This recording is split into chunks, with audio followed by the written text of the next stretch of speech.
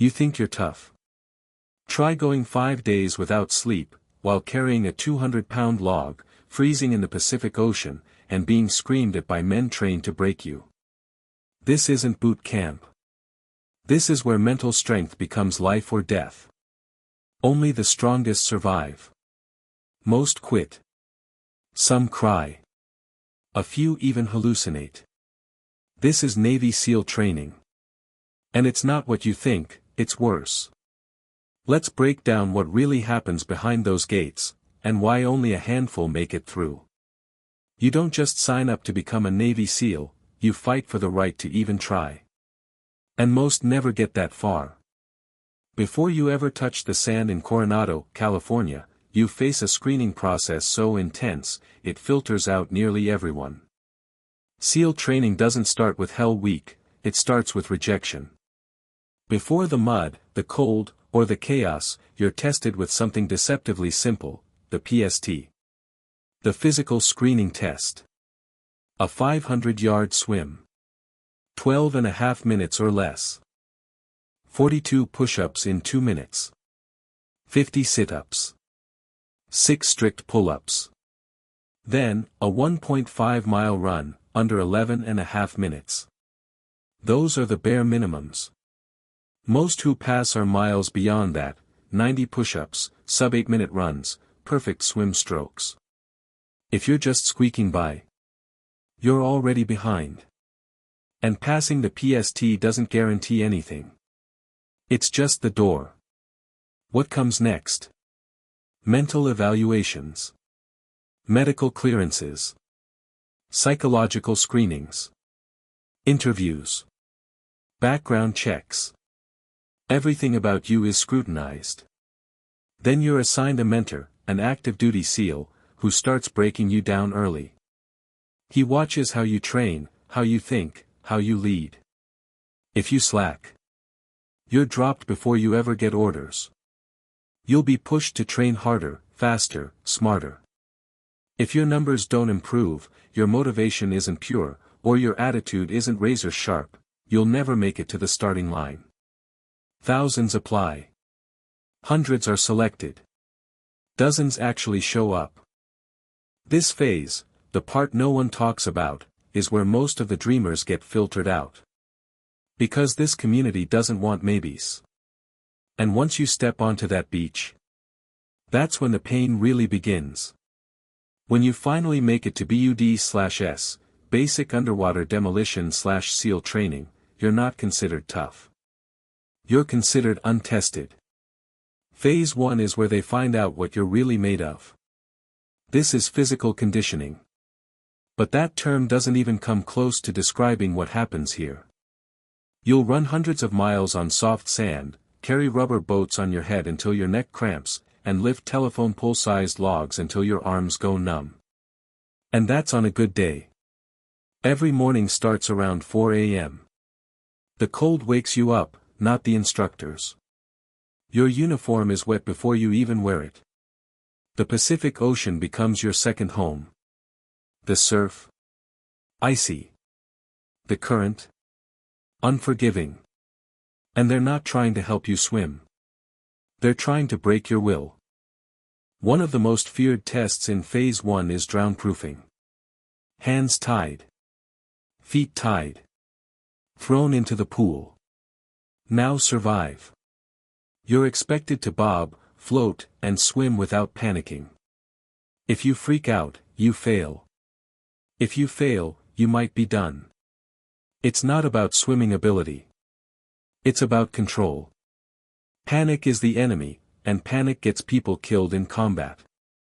While you're struggling to breathe underwater, the instructors are watching closely. They yell.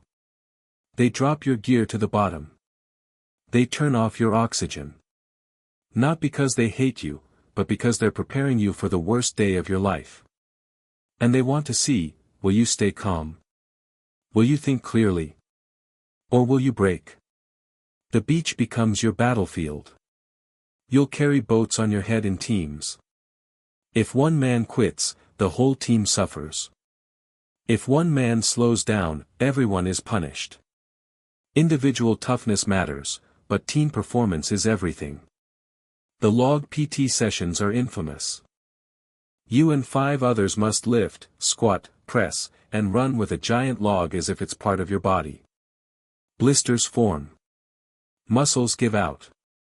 Back seize. And if you're unlucky enough to get assigned to the goon squad, that means you're falling behind. And they will not let up until you catch up, or quit. And here's the thing, everything you do, you're wet. You're sandy. You're freezing. There are no comfort zones. No breaks. Every minute is another chance to quit. Most guys don't make it past this phase. Not because they aren't strong, but because they come face to face with a truth they weren't ready for. This isn't just hard, it's calculated psychological warfare. And the worst of it hasn't even started. Hell Week. The name alone is enough to make grown men second-guess their decision. It's not a nickname. It's a promise. This is the most infamous part of Navy SEAL training, and one of the most brutal tests in the entire U.S. military. It happens during the 4th week of BUD/S. And for the next 5.5 days, you'll be pushed harder than you've ever imagined. The rules are simple, no sleep. Just non-stop physical evolution. Mud. Cold. Pain. Teamwork. And screaming instructors whose only job is to break you. In over 5 days, you'll get maybe 4 hours of sleep, total. That's not 4 hours a night. That's 4 hours, period. Your body will shut down. Your mind will hallucinate. Your skin will go raw from the sand and salt water. You'll lose track of time. You'll see things that aren't there. Trainees have been known to paddle boats on land or talk to invisible people in formation. But quitting isn't just accepted, it's expected. That's why the bell is always nearby. 3 rings. That's all it takes to end the pain. Warm clothes, a shower, food, and sleep, all waiting for you. One decision away. And that's the real trick. Because every part of Hell Week is engineered to tempt you into giving up. Misery is your companion. Instructors spray you with hoses during surf torture. They yell, they test your coordination under exhaustion, and they watch for weakness, not just in body, but in spirit. Because anyone who makes it through this isn't just tough, they've proven they're nearly unbreakable. And that's exactly what the SEALs need. If you survive Hell Week, you're not even halfway done. What comes next is dive phase, and it's a whole new nightmare. Because here, the battlefield shifts underwater. And the enemy becomes fear itself. Dive phase is where you learn to become a combat swimmer. It sounds simple, but it's anything but. You'll train in full gear, weighted down, navigating pitch-black water while carrying equipment and weapons. Every movement matters. Every mistake could be fatal in real life. And the instructors make sure you feel that. This isn't just swimming. It's control. Precision. Calm under pressure. Your heart might be pounding out of your chest, but on the surface, you're expected to be ice cold. One of the key elements of dive phase is underwater navigation. You're dropped into the water with a partner, given a compass, and expected to reach your target without surfacing. Visibility? Almost zero. The water is cold. The pressure builds in your ears. Time disappears. You can't speak. You can't ask for help. And you cannot panic. Then there's buddy breathing. 1 scuba regulator. 2 trainees. Take a breath, pass it. Take a breath, pass it. Again and again. The rhythm must be perfect. If someone panics or fumbles, it can spiral into disaster.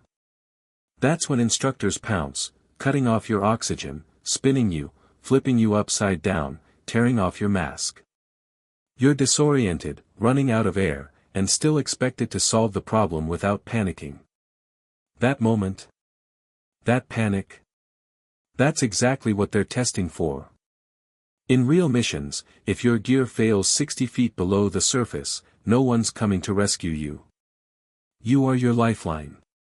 Some students fail out here, not because they can't swim, but because they can't control their fear. The water amplifies everything. Your mistakes. Your anxiety. Your doubts. The ocean doesn't care how strong you are. It only respects calm and discipline. And through it all, teamwork still matters. If your dive buddy fails, you both fail. If he quits, you're punished. If he's out of sync, you adapt. Because combat doesn't forgive egos. Only unity. At this stage, it's not just about physical strength anymore. It's mental dominance. Emotional control. Trust under pressure. Most men never learn to breathe easy in the dark. But SEALs must. Because in the deep, calm is survival. After the ocean breaks you down and the cold nearly buries you, there's still one final test standing between you and the Trident, land warfare phase.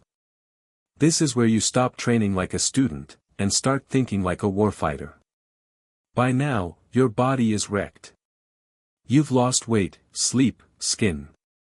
You've been pushed in water, in sand, in the mud. But now it's time to master the battlefield itself. Because Navy SEALs aren't just swimmers or runners, they're elite special operators. And land warfare is the heart of their mission. In this phase, you're taught small unit tactics. You'll live in the field for weeks. No beds. No showers.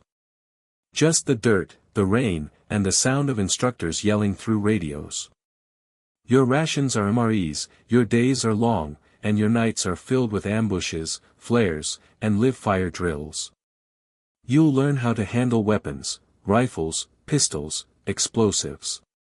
How to breach doors, clear rooms, move silently through forests and deserts. You'll patrol for hours underweight. You'll carry gear, ammo, medical kits, radios, water, and still be expected to sprint under fire and make decisions in chaos. But what's really being tested here isn't just your combat skills. It's leadership. Judgment. Coordination. You'll be thrown into positions of responsibility. If you fail to lead your team through a mission, you fail. If you hesitate under pressure, you fail. If you lose composure when the plan falls apart, as it often will, you're done. Every mistake has consequences. An instructor might pull someone from your squad mid-mission and declare him dead. You now have to adapt with one less man. No complaining. No excuses. Just action. Because that's what the job demands. There's no comfort in land warfare. You'll be wet, cold, and exhausted. But you still have to move, think, shoot, and survive. This phase teaches you how to operate when everything around you is broken, including yourself. Then finally, after months of pain, pressure, and testing, you make it. If you've passed every phase, if you haven't rung that bell, if you've endured and performed and grown, you're awarded the SEAL Trident. But the Trident isn't a trophy. It's a promise. That you're ready to stand beside warriors in the most dangerous missions on Earth. That you've been through the fire, and came out forged. Only a few will ever wear it. Because only a few are willing to sacrifice everything to earn it. You've just seen a glimpse into one of the hardest military training pipelines in the world. But remember, this was only training. The real missions. The real battles. Those come after. Becoming a Navy SEAL isn't just about surviving Hell Week or passing dive phase.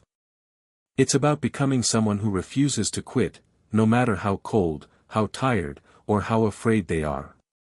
It's about discipline under fire, calm in chaos, and loyalty to the man beside you. Only a fraction of those who begin this journey ever finish. Not because the rest are weak, but because this path demands everything, and gives nothing guaranteed in return. The pain. Real. The fear. Constant. The reward? A gold trident and the brotherhood of warriors who've walked through the same fire. So next time you see a Navy SEAL, know this: that man wasn't just trained. He was transformed. Forged through agony. Sharpened through pressure. And tested in ways most will never understand. Do you still think you could make it? If this breakdown gave you a deeper appreciation for what it takes to become a SEAL, hit that like button. Subscribe to the channel for more untold stories from inside the military, and drop a comment below: what part shocked you the most? Until next time, stay sharp, stay strong, and never forget what real toughness looks like.